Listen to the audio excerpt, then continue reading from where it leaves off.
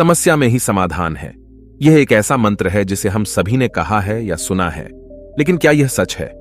बहुत से लोग समस्याओं के सामने खड़े होकर बस इंतजार करते रहते हैं, आशा करते हैं कि समस्याएं अपने आप हल हो जाएंगी। यह एक सामान्य सोच है कि समस्या से बचने का सबसे अच्छा तरीका है कि हम इंतजार करें और उम्मीद करें कि समस्या खुद ही ठीक हो जाएगी। लेकिन क्या यह सच है? क्या वाकई मुश्किलों का सामना करना और उनसे निपटना इतना आसान है? इस वीडियो में हम बात करेंगे कि समस्याओं के सामने खड़े होकर इंतजार करना सबसे अच्छा विकल्प नहीं है। हम आपको सिखाएंगे कि समस्याओं का सामना करना उन्हें हल करने का सही और प्रभावी तरीका है। इस वीडियो के माध्यम से हम सीखेंगे कि हमारी मेहनत, समर्पण और सही दिशा में कदम बढ़ाने से ही समस्याएं हल हो सकती हैं। दोस्तों, बहुत समय पहले की बात है। एक राज्य का राजा बहुत चिंतित था क्योंकि उसकी पत्नी का जन्मदिन नजदीक आ रहा था। यूं तो कहने को वह राजा था, लेकिन फिर भी उनके वैवाहिक जीवन में हजारों प्रकार की समस्याएं थीं। परंतु राजा जन्मदिन पर अपनी पत्नी को एक ऐसा उपहार देना चाहता था कि जिससे उनके जीवन में जो दुख है वह कम से कम उस दिन के लिए दूर चला जाए। वह अपनी पत्नी को खुश करना चाहता था, किंतु आपने देखा होगा कि यह कार्य बहुत ही मुश्किल है, क्योंकि हम आज तक किसी को खुश नहीं कर पाए। हम चाहे लाख कोशिशें ही क्यों न कर लें, लेकिन हम कभी किसी को खुश नहीं कर पाते, क्योंकि यह खुशी हमारे पास नहीं है और न ही सामने वाले के पास है, जो हमारे पास है ही नहीं। वो हम किसी और को कैसे दे सकते हैं? अर्थात अगर आपको किसी दूसरे को खुशी देनी है तो सबसे पहले आपको खुश होना होगा, आपको खुश महसूस करना होगा, अर्थात वह खुशी आपके पास होनी चाहिए, तभी तो आप किसी और को खुश रख सकते हैं। एक दिन राजा ने सभी दरबारियों को दरबार में उपस्थित होने का आदेश दिया और साथ ही सभी मंत्रीगण भी वहां पर उपस्थित थे। तभी राजा ने सभी से सुझाव मांगा कि आखिर वह किस प्रकार अपनी पत्नी को जन्मदिन पर खुश कर सकता है। आखिर वह उन्हें कैसा उपहार दे जिस कारण राजा की पत्नी खुश हो सके। वहां पर उपस्थित सभी लोग अपने मन की बातें राजा से बताते हैं, परंतु राजा को वहां पर उपस्थित किसी भी व्यक्ति का कोई सुझाव पसंद ही नहीं आया। एक दिन संध्या के वक्त राजा अपने रथ से कहीं जा रहा था। तभी रास्ते में उसने एक बहुत ही सुंदर मूर्ति देखी। वह मूर्ति बहुत ही सुंदर और आकर्षक थी। उसे देखकर ऐसा प्रतीत होता था मानो उस मूर्ति में जान हो। उस मूर्ति को देखकर राजा बहुत प्रसन्न हुआ और वह तुरंत ही मूर्तिकार के पास पहुंचा और राजा उस मूर्तिकार से कहता है, तुम तो बहुत बड़े कलाकार हो, तुम्हारी मूर्तियों में चांद नजर आती है, ऐसा प्रतीत होता है कि तुम्हारी मूर्तियां जीवित हैं। हम तुम्हारी इन मूर्तियों को देखकर बहुत प्रसन्न हैं। हम चाहते हैं कि तुम्हारी सारी मूर्तियां हमारे दरबार में शामिल हों। यह सुनकर वह मूर्तिकार बहुत प्रसन्न हुआ, जैसे उसे कोई खजाना मिल गया हो। लेकिन तभी राजा ने उस मूर्तिकार से एक और बात कही, देखो, मैं चाहता हूं कि तुम मेरे दरबार में शामिल हो जाओ, किंतु उससे पहले तुम्हें हमारे लिए हमारी रानी की ऐसी मूर्ति बनानी होगी जिसे देखकर वह खुश हो जाए और अपने सारे दुख दर्द भूल जाए। और यदि तुम ऐसा न कर सके तो मैं तुम्हारा सर धड़ से अलग कर दूंगा। राजा के मुख से यह सुनकर मूर्तिकार घबरा गया, उसके पसीने छूट गए। वह राजा को मना भी कैसे करे, इसीलिए उसने न चाहते हुए भी राजा को स्वीकृति दे दी। राजा उस मूर्तिकार की बात सुनकर बहुत प्रसन्न हुआ और वो वापस महल लौट गया। लेकिन उधर दूसरी तरफ जो मूर्तिकार अब तक बहुत प्रसन्न था, जो अपने मन से मूर्तियां बनाया करता था, जो हमेशा खुश रहता था, अब वह दुखी हो गया था। वह गहरे दुख में चला गया था। वह डर के कारण रानी की मूर्तियां बनाना शुरू करता है, परंतु जो भी मूर्ति बनाता था उस मूर्ति को देखकर ऐसा प्रतीत होता था मानो वह मूर्ति बहुत दुखी है, उसे किसी प्रकार का कोई दुख है। एक के बाद एक उसने कई सारी मूर्तियां बना डाली, परंतु कोई भी मूर्ति ऐसी नहीं थी जिसे देखकर कोई भी खुश हो सके, जिसे देखकर यह प्रतीत हो कि मानो उस मूर्ति में जान है और वह मूर्ति देखकर कोई भी अपना दुख भूल जाए। और यह इस कारण हो रहा था क्योंकि मूर्तिकार भीतर से बहुत दुखी था, जो उसकी मूर्तियों के रूप में साफ और स्पष्ट नजर आ रहा था। राजा ने उस मूर्तिकार को 1 सप्ताह का समय दिया था, किंतु 4 दिन तो उसने यूं ही व्यर्थ कर दिए। अब उसके पास केवल 3 दिन का ही समय बचा था, जिसके बारे में सोच सोचकर उस मूर्तिकार का गला सूखा जा रहा था। डर के कारण अब उसके हाथ पैर भी काम करना बंद कर चुके थे। उसके हाथ से हथौड़ी और छीनी तक नहीं चल रही थी और उसे अपना भविष्य नजर आ रहा था। उसे नजर आ रहा था कि राजा उसे मृत्यु दंड दे रहा है। उसके बाद उसके परिवार का क्या होगा, उसके परिवार को कौन संभालेगा। यह सोच सोचकर उस मूर्तिकार का मन बैठा जा रहा था। तभी उसने एक योजना बनाई। वह अपने परिवार को साथ लेकर रात ही में गांव छोड़कर चला जाएगा। यह सोचकर वह तुरंत घर लौटा। उसने सारा सामान बांधा, अपनी पत्नी और अपने बच्चों को भी तैयार किया। वह जैसे ही घर से निकलने वाला था कि तभी उसने देखा कि राजा के सिपाही वहां पर तैनात है। यह देखकर वह मूर्तिकार और भी घबरा गया। वह समझ नहीं पा रहा था कि क्या करे। यदि वह यहां से भागने की कोशिश करता है और पकड़ा जाता है तो राजा उसके साथ साथ उसके परिवार को भी मृत्युदंड दे देंगे। वह कुछ समझ नहीं पा रहा था। तभी वह जमीन पर बैठ गया और रोने लगा और अपनी पत्नी से कहता है, अब से तुम्हें बच्चों का ख्याल रखना होगा। मेरा और तुम्हारा साथ यहीं तक था, क्योंकि राजा ने जिस प्रकार की मूर्ति का मुझे आदेश दिया है, मैं उस प्रकार की मूर्ति नहीं बना पा रहा। जिस कारण राजा मुझे मृत्यु दंड दे देंगे, वह मेरा सर धड़ से अलग कर देंगे और उसके बाद तो तुम्हें ही बच्चों का ख्याल रखना होगा।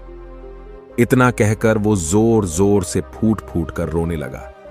देखते ही देखते रात बीत गई और अगले दिन सुबह सुबह उस मूर्तिकार के दरवाजे पर एक गुरु भिक्षा मांगने आए।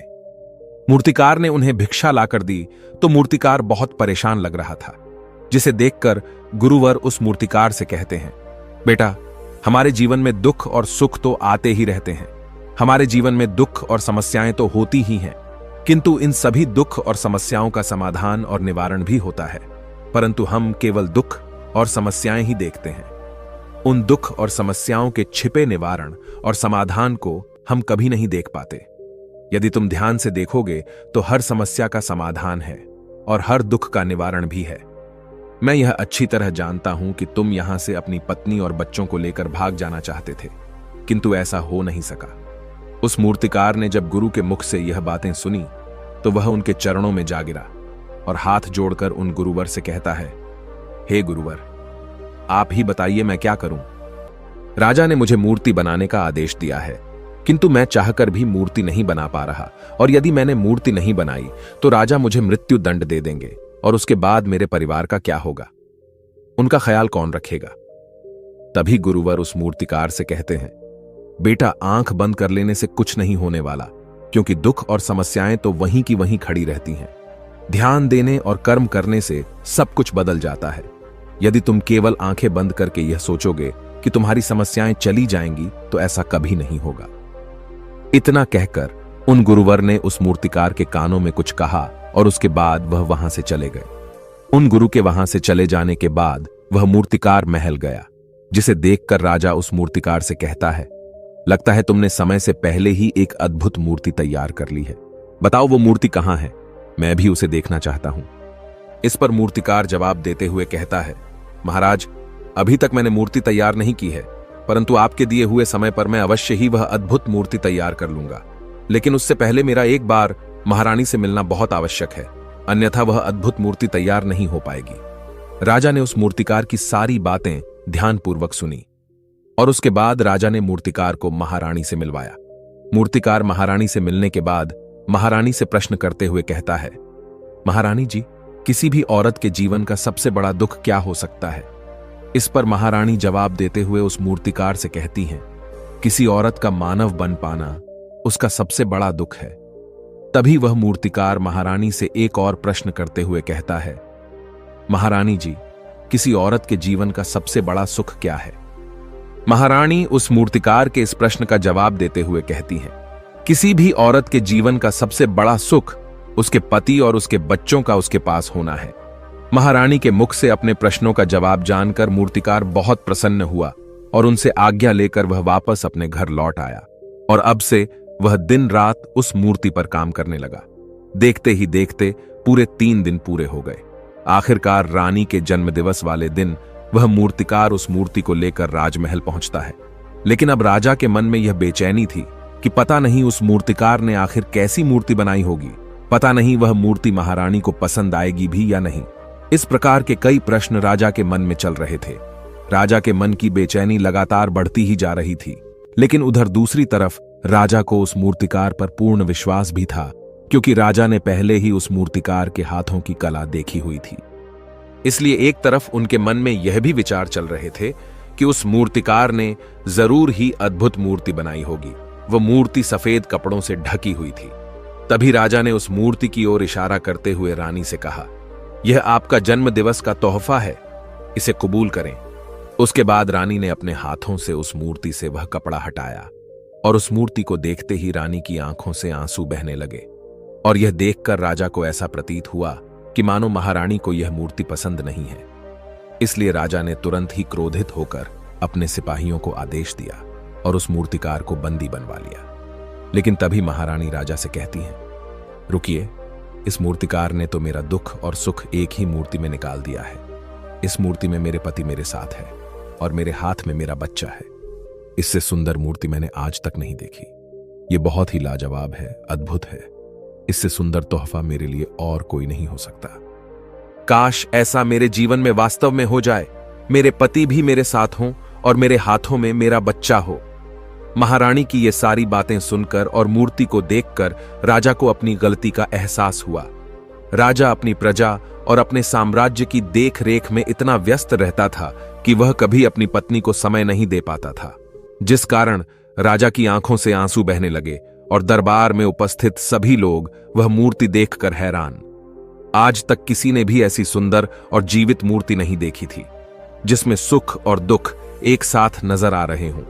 उसके बाद उस राजा ने उस मूर्तिकार को रिहा करवाया और उसे ढेरों इनाम दिए और अपने राज्य दरबार में जगह भी दी। किंतु उस मूर्तिकार ने इनाम तो स्वीकार कर लिया, परंतु राज दरबार में उसे जगह नहीं ली और हाथ जोड़कर राजा से कहता है, हे महाराज, मेरी आपसे विनती है, आपने मुझे चेतावनी दी थी, यदि मैं ये मूर्ति नहीं बना सका तो आप मुझे मृत्यु दंड दे देंगे। किंतु मैं आपसे बस इतना ही कहना चाहता हूं, हम में से चाहे कोई भी प्राणी क्यों ना हो, सभी के प्राण उतने ही कीमती है जितना कि आपका या महारानी के हैं। इसीलिए किसी को भी बिना दोष के दंड नहीं देना चाहिए। मेरी पत्नी ने मुझसे कहा था कि राजा की दोस्ती और दुश्मनी दोनों ही अच्छी नहीं है, इसीलिए मुझे आपके राज दरबार में कोई स्थान नहीं चाहिए। मैं अपनी छोटी सी दुनिया में बहुत खुश हूं। मैं अपने छोटे से परिवार के साथ बहुत खुश हूं। मैं आज तक जो करता आया हूं मुझे वह पसंद है और मैं अपने पूरे जीवन काल वही करना चाहता हूं। मैं जैसा हूं, जिस हाल में हूं, मुझे बहुत प्रसन्नता है कि मैं आज इतना खुशहाल इंसान हूं। अब मुझे आज्ञा दीजिए। इतना कहकर वह मूर्तिकार वहां से चला गया। दोस्तों, इसी प्रकार हमारे जीवन में भी बहुत बड़े बड़े संकट और दुख आते जाते हैं, किंतु वास्तव में तो यह दुख और संकट हमें कुछ सिखाने के लिए आते हैं, किंतु हम तो केवल उन दुख और समस्याओं को ही देखते रह जाते हैं। हम उनका निवारण खोजने का तनिक भी प्रयास नहीं करते, और जब हम दुख के समय क्रोध करते हैं तो हम वास्तविकता में अपना ही नुकसान कर लेते हैं। जो व्यक्ति समझदार होते हैं वह अपने दुख और परेशानियों से यह सबक सीख ही लेते हैं कि उन्हें विषम परिस्थितियों में शांत रहकर उन दुखों का निवारण करना चाहिए, उन समस्याओं का समाधान करना चाहिए। किंतु हम में से अधिकांश लोग यह नहीं सीख पाते और वे लोग दुख और परेशानियों के समय पर क्रोधित हो ही जाते हैं। वह इस बात को अच्छी तरह जानते हैं कि हमें दुख और समस्या के समय पर शांत रहना चाहिए और उसका समाधान खोजने का प्रयास करना चाहिए, किंतु हम बार बार वही गलती दोहराते रहते हैं। जब भी हमारे सामने कोई विषम परिस्थिति उत्पन्न होती है तो हम बार बार क्रोधित हो जाते हैं और क्रोध में आकर हम अपना ही नुकसान कर लेते हैं, क्योंकि क्रोध में हम कभी भी कोई चीज सीख नहीं सकते। क्रोध में हमारा मस्तिष्क काम करना बंद कर देता है और उसे केवल वह परिस्थिति नजर आती है, वह समय नजर आता है जो उसके खिलाफ है और जो जीवन के दुखों से, इन समस्याओं से कुछ सीख नहीं पाता। ऐसा व्यक्ति पूर्ण रूप से एक दलदल में फंसे हुए इंसान की तरह है, जो परिस्थितियों के दलदल में कुछ इस प्रकार फंस चुका है कि वह वहां से निकल नहीं सकता। फिर वह चाहे कितना भी हाथ पैर क्यों न मार ले, और जितना हाथ पैर मारेगा वह उतना ही उस दलदल में फंसता चला जाएगा। जबकि आपको हाथ पैर न मारकर बल्कि शांत रहकर अपने मस्तिष्क का प्रयोग करना चाहिए और यह सोचना चाहिए कि इस दुख, इस समस्या और इस विषम परिस्थिति का समाधान क्या हो सकता है। किंतु आप तो अपने आप को पहले से ही दलदल में डाल चुके हैं और ऐसी स्थिति में आप बाहर निकलने के बारे में न सोचकर लगातार और हाथ पैर मारकर आप अपने आप को उस दलदल में और भी नीचे डुबाते जा रहे, तो ऐसी परिस्थिति में आप भला उस समस्या, उस परिस्थिति का सामना कैसे करेंगे, वहां से बाहर कैसे निकलेंगे। और वहीं पर जो व्यक्ति थोड़े भी जागृत है, जो दुख और समस्याओं का निवारण और समाधान खोजने में वास्तव में अपना समय लगाते हैं, वह यह जानते हैं कि निवारण और समाधान एक हीरे की तरह है, वह हीरे की खान की तरह है। जिस प्रकार एक हीरे को ढूंढा जाता है, फिर उसे तराशा जाता है, हीरे की कीमत बहुमूल्य हो जाती है। ठीक वैसे ही दुख और समस्या में समाधान और निवारण खोजने की आवश्यकता होती है, और वह हमें खोजने भी चाहिए। और जब आपको मिल जाते हैं, तब आपको एक ऐसी संपदा मिलती है, एक ऐसी समझ, एक ऐसा विश्वास, एक ऐसी शक्ति मिलती है कि उसके बाद आपके सामने जब भी कोई समस्या या कोई परेशानी आती है तो आप अकेले नहीं होते, बल्कि आप यह समझ जाते हैं कि वह विषम परिस्थिति आपको कुछ सिखाने आई है और आप उसका डटकर सामना करते हैं। उससे वह सारी चीजें सीखते हैं जो वह आपको सिखाना चाहती है, और उसके बाद आप और भी मजबूत होते चले जाते हैं। आपका विश्वास और भी बढ़ता चला जाता है, आप और भी शक्तिवान और बलवान होते चले जाते हैं। इसीलिए महात्मा बुद्ध कहते हैं कि यदि दुख है तो उसका निवारण भी है, यदि समस्या है तो उसका समाधान भी है। इसलिए केवल दुख में उलझे मत रहिए, बल्कि उस दुख का निवारण कीजिए, और यही आपको करना चाहिए। केवल हाथ पर हाथ धरे बैठे रहने से या फिर यूं ही समय को व्यर्थ गंवाने से आपको कभी भी उसका निवारण नहीं मिलेगा, बल्कि जितना आप उस दुख और समस्या से अपनी जान छुड़ाकर भागने की कोशिश करेंगे, उतनी ही तीव्रता से आपके पीछे भागेगी।